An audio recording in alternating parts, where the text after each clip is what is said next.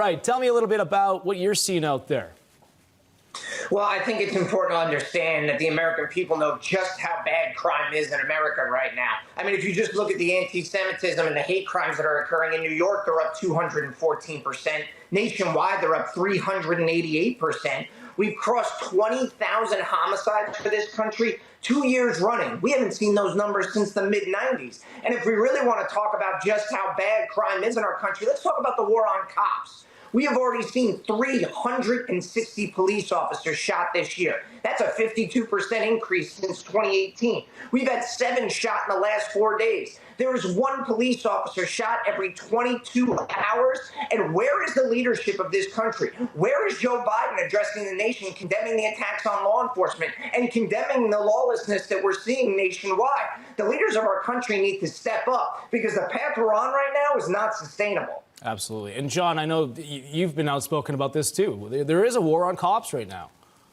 When they started, this started back in 2020, when they took away our dignity and respect, we were treated poorly, and it became okay to treat cops poorly. Throw water on cops, beat up cops, break the windows of their cars. That was acceptable with all of these George Soros, Democratic-type prosecutors. When that happened and people saw that, hey, cops are down and no one's going to do anything about it, that only escalates things. We had 2 officers killed in Connecticut during the midst of all of this. I want to show you this. Washington, D.C. police are launching a state-of-the-art real-time crime center to monitor surveillance cameras around the clock. This, to me, John, Joe, rather, I'm going to go back to you with this.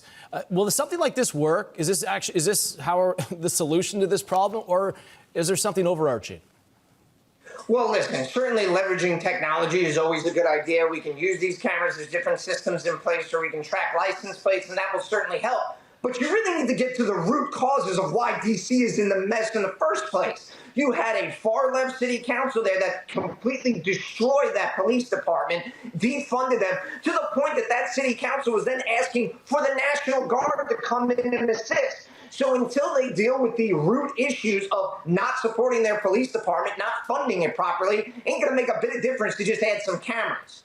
Yeah, great point. The good news is they'll be able to film the next FBI agent that has his G-Ride carjacked from them, and we'll get to know who it is.